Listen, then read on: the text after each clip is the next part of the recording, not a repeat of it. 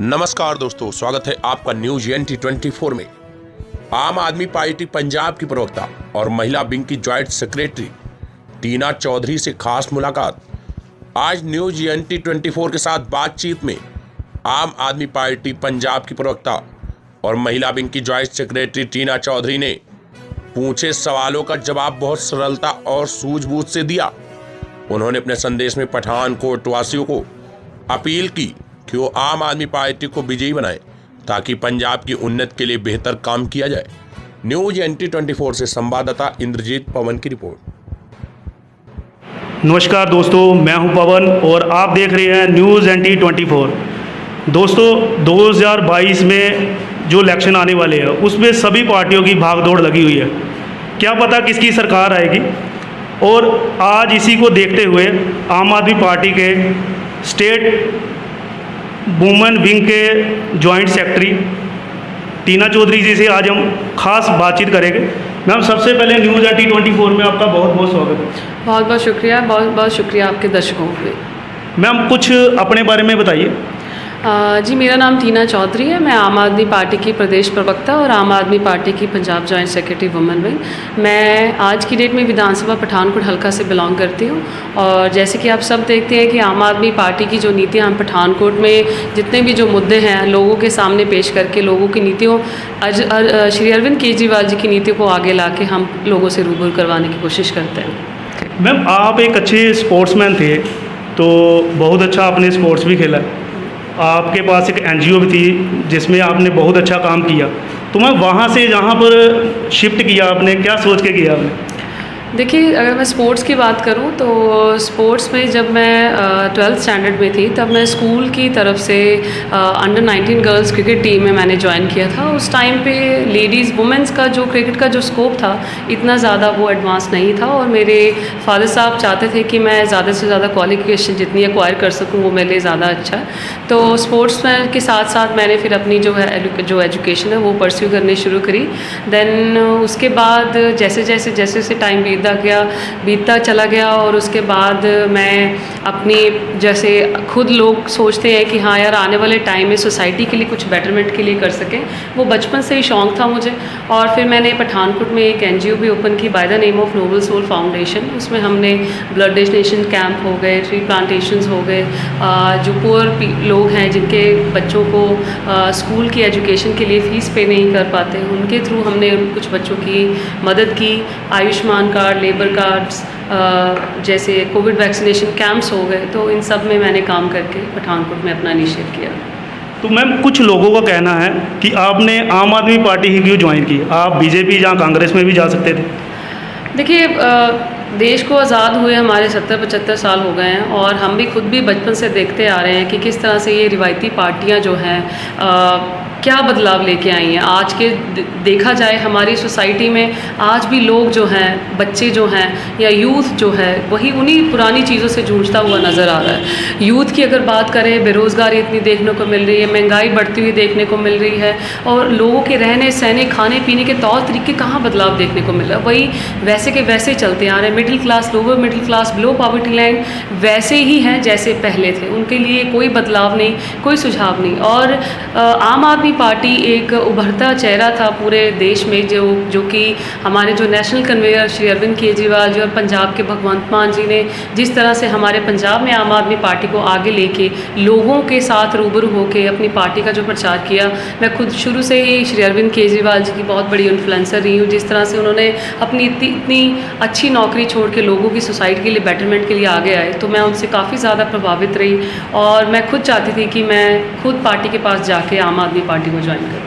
Ma'am, अगर पंजाब के अंदर आम आदमी पार्टी फुल बहुमत के साथ आ जाती है तो क्या पंजाब के अंदर नशा मुक्त हो पाएगा?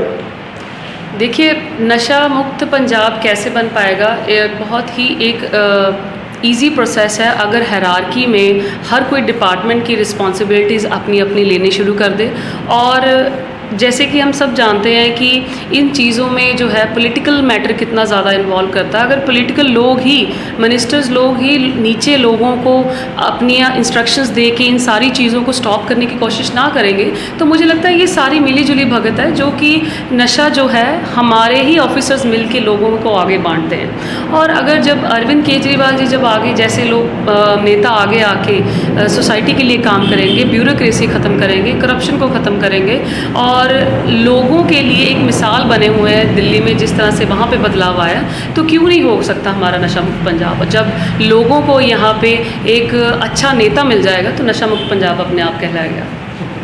तो मैम, कुछ लोगों का कहना है कि टीना चौधरी पिछले 7-8 महीनों से ना सोशल मीडिया पे बहुत ज़्यादा है, इससे पहले बहुत कम थी, ऐसा क्यों? देखिए, मैंने जैसे बताया मेरे को 1-1.5 साल हुआ है अपनी आम आदमी पार्टी को ज्वाइन किए हुए, और जिस तरह से मैंने अपने लोकल पठानकोट में जो अपना देखा कि यहाँ के लोग कितने जूझ रहे हैं बेसिक फैसिलिटीज़ से। सो 2018 से पहले मैं 5 साल मैं दुबई में रह के आई हूँ, वहाँ पे मैंने as a public relation officer का काम किया है, और somehow because of some family responsibilities मैं अपनी इस चीज़ को इनिशिएट नहीं कर पाई। But now I am on that stage कि जहाँ पे मैं फैमिली की तरफ से बिल्कुल एक सेटिस्फाइड हूँ, जिस वजह से मुझे लगता है कि अब मेरी रिस्पॉन्सिबिलिटीज़ आगे बढ़ती हुई मेरी फैमिली की सपोर्ट की वजह से मैं सोसाइटी के लिए कुछ अच्छा करना चाहती हूँ। इसलिए जितना जल्दी हो सकता है मैं उतनी जल्दी कवर करने की कोशिश कर रही हूँ। चुनाव भी बिल्कुल हमारे सर पे आए हुए हैं, और 2022 में हमने अपनी आम आदमी पार्टी को पठानकोट में ज़रूर आगे लेके आना चाहते हैं। इसीलिए ये सारी हर चीज़ों को मद्देनज़र रखते हुए हम अपनी तरफ से लोगों तक पहुँचने के लिए पूरी कोशिशें करते हैं।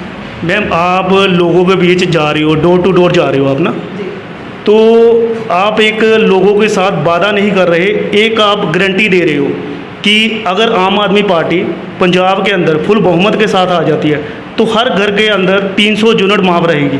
मैम, दिल्ली के अंदर 200 यूनिट है, पंजाब के अंदर 300, क्या ये इलेक्शन स्टंट तो नहीं है? देखिए, जैसे कि पूरे पंजाब के लोग जानते हैं कि पंजाब के जितने मंत्री हैं, या कैप्टन सरकार हो गई या मोदी सरकार हो गई, ये बीजेपी सरकार अकाली, इन्होंने क्या किया, कस्में खा खा के लोगों के साथ अत्याचार किया, झूठे वादे किए हैं। और लोगों को कस्में नहीं खानी, पंजाब के लोगों को कस्में खाने की कोई ज़रूरत नहीं है, पंजाब के लोगों को खाना चाहिए, रोटी चाहिए, हमने कस्में नहीं खानी। और लोग बहुत ज़्यादा निराश हैं इन सब चीज़ों से। कहना और गुटका साहब की कस्में खा के लोगों के सामने ये बोलना कि मैं नशा मुक्त पंजाब करूँगा, मैं हर घर में नौकरियां दूंगा, तो आज की डेट में बताएं, मैं कहती हूँ कैप्टन साहब को कि आप अब कसम खाइए गुटका साहब की, बताइए हमारा पंजाब नशा मुक्त हुआ कि नहीं। अब कसम खाइए, बताइए हमारे हर घर में यूथ को नौकरियां मिली हैं कि नहीं मिली। कहाँ पे खड़े हैं हम वहीं पे स्टैंड कर रहे हैं जहाँ पिछले 20, 25, 30 साल पहले थे। और श्री अरविंद केजरीवाल जी ने 200 यूनिट दिल्ली में दी है, क्योंकि दिल्ली जो है वहाँ पे अगर हम पंजाब के साथ कंपैरिजन करें तो agriculture land as compare to Delhi वो बहुत ज़्यादा है हमारे पंजाब में। मोर देन 50-60% तो हमारी एग्रीकल्चर लैंड है, यहाँ पे तो किसान है। तो किसानों के लिए अगर हमारी जो मेजॉरिटी जो यहाँ पे स्टैंड करती है, अगर जहाँ पे बिजली बनाई जाती है, पैदा की जाती है, तो वहाँ पे केजरीवाल जी ने सोचा कि एग्रीकल्चर लैंड ज़्यादा होने की वजह से 100 यूनिट्स जो हैं वो हर घर को एक्स्ट्रा मुहैया करवाई जाए। तो ये हमारी नीतियाँ, और इसमें कोई ये नहीं है कि हम झूठे वादे कर रहे हैं। हमने घर घर जाके कैंप्स लगा के डेली बेसिस पे सुबह से शाम गाँव में जाके, वार्ड्स में जाके हमने गारंटी कार्ड्स दिए हैं, जिसमें श्री अरविंद केजरीवाल जी ने मेंशन किया है कि 2022 में हम आपसे वादा करते हैं, और ये गारंटी कार्ड विद साइन है वहाँ पे, कि आने वाले टाइम में जीत के बाद हम हर घर में 300 यूनिट जो है वो मुहैया करवाई जाएगी हर घर में। तो मैम, आम आदमी पार्टी की तरफ से सीएम लॉन्च करने में अभी इतना टाइम क्यों लग रहा है? देखिए, आम आदमी पार्टी एक बहुत ही उभरता चेहरा है नया पंजाब में, और लोगों की नज़रें टिकी हुई हैं कि आम आदमी पार्टी कब आए पंजाब में, और इतनी एक्साइटमेंट है लोगों में कि दे वांट कि आम आदमी पार्टी आगे आके लोगों के लिए बदलाव लेके आए। और ये मैं कहना चाहूँगी कि अभी सीएम चेहरा जो है, बाकी पार्टीज़ का भी अभी एक्चुअली अनाउंस तो कोई किसी ने भी नहीं किया ऑफिशियली, तो हमारी पार्टी पे ही ज़्यादा फोकस क्यों किया जा रहा है कि कब आएंगे। ये हमारी जो श्री अरविंद केजरीवाल जी है, ये बहुत ही सहज समझ के जो पॉलिटिकल जो इम्प्लीमेंटेशन स्ट्रैटेजीज़ को उसको इम्प्लीमेंट करने की कोशिश कर रहे हैं। और आने वाले टाइम में बहुत जल्दी हमारा सीएम चेहरा अनाउंस होगा, और जो लोग चाहते हैं उन्हीं लोगों की ख्वाहिशों के ऊपर ही हमारे अरविंद केजरीवाल जी उतरेंगे। मैं पंजाब के अंदर कैप्टन सरकार की तरफ से बहुत बड़े बड़े वादे किए गए थे, घर घर नौकरी, 2500 रुपया भत्ता, क्या कहोगे आप इसके बारे में? देखिए, मुझे लगता है इन रिवायती पार्टियों को अपने वादे पूरे करने के लिए कम से कम 10 से 15 साल का टेन्योर चाहिए। 5 साल इनके लिए बहुत कम है, क्योंकि 5 साल इन्होंने सिर्फ और सिर्फ अपनी जेबें भरने के लिए, मिनिस्टरों ने अपनी जेबें भरने के लिए खजाना खाली कर दिया सारा पंजाब का इन्होंने। तो लोग समझ चुके हैं आज की डेट में कि कांग्रेस, बीजेपी, अकाली जो पिछले सालों से, इतने सालों से करते आ रहे हैं, वो आगे क्या करेंगे। और ये टोटली लोग अब समझ चुके हैं, हमें उनको बताने की भी कोई ज़रूरत नहीं है। इतने ज़्यादा लोग अवेयर हो चुके हैं कि कौन किस जगह पे पहुंच पे क्या काम करने वाला, क्या काम नहीं करने वाला। और ये मैं ज़रूर कहूँगी, ये झूठे वादों से बाहर ये जो लोग हैं, जो अभी भी इन रिवायती पार्टियों के साथ खड़े होकर सोचते हैं कि अब इनके आने टाइम में कुछ करने की सोचेंगे, मुझे लगता है कि ये कभी किसी लोगों की भलाई के लिए आगे नहीं आना चाहते, सिर्फ और सिर्फ सत्ता की सीट के लिए आगे आना चाहते हैं। तो मैम, अगर पार्टी आपको टिकट दे देती है, तो मान लो आप जीत जाते हो, तो सबसे पहले आप कौन सा ऐसा कार्य करोगे कि आपको लगता है कि पठानकोट के अंदर ऐसे कभी काम पहले हुए ही नहीं, और यूथ के लिए क्या करोगे आप? देखिए, हमारी जो पठानकोट सिटी है, ये सभी जानते हैं कि आसपास के सराउंडिंग्स एरिया के 2 बॉर्डर्स पड़ते हैं, एक जम्मू और एक हिमाचल। और टूरिस्ट प्लेसेस जो भी टूरिस्ट हैं, ये हमारे पठानकोट से निकल के जाते हैं। और हमारे ये पठानकोट हब के अंदर हमारे IT डिपार्टमेंट्स कितने लेके आए जा सकते हैं, जिसके लिए यूथ के लिए काफ़ी ज़्यादा रोज़गार क्रिएट किया जा सकता है। सबसे पहले मेरी यही ख्वाहिश होगी कि वुमेंस और यूथ के लिए, बोथ मैन एंड वुमेन के लिए, यहाँ पे पठानकोट पे एक अच्छा सा रोज़गार क्रिएट किया जा सके, ताकि इतनी पढ़ाइयाँ करके, एजुकेशन करके, डिग्रीज करके लोगों को अपने शहरों से बाहर ना जाना पड़े। सबसे पहले मेरी यही ख्वाहिश होगी।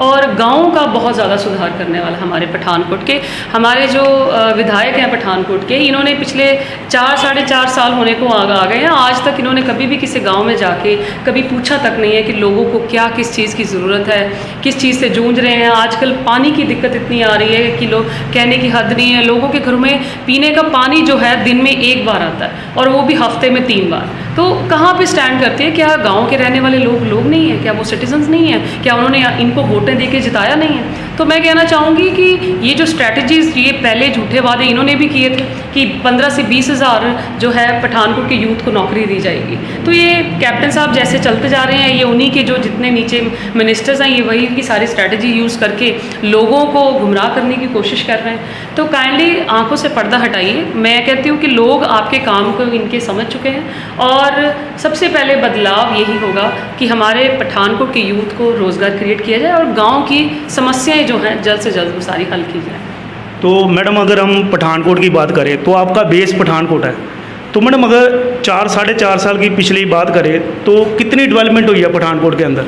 देखिए, 1% भी डेवलपमेंट नहीं है, नॉट इवन 1% डेवलपमेंट। डेवलपमेंट किसको बोलते हैं हम? डेवलपमेंट ये नहीं होती कि गलियाँ साफ़ करवा दी, नालियाँ साफ़ करवा दी, गलियाँ साफ़ करवाने के बाद आज भी पठानकोट में देखिए आप, डेंगू के कितने केसेस निकल के आ रहे हैं। मेरा घर मॉडल टाउन में, आप वहाँ पे कभी किसी दिन कवरेज करिए आके, वहाँ पे इतनी गंदी नालियाँ हैं। हमने इतनी बार कंप्लेंट्स करने के बाद भी आज तक कोई उस नालियों को उसका हल नहीं निकाल पाया। सीवरेज का पानी मिक्स होकर लोगों को पीने को मिल रहा है। तो इसको डेवलपमेंट नहीं कहते। डेवलपमेंट होती है कि लोगों के लिए आप रोज़गार क्रिएट करो, लोगों के लिए आप अच्छे खाने पीने, रहने सहने के मौके अच्छे निकालो। इसका मतलब ये नहीं है कि गलियाँ में सफाई करवा दी, ये तो कॉर्पोरेशन का काम, ये तो सारे जो है एडमिनिस्ट्रेशन का काम है, ये तो संभाल लेंगे।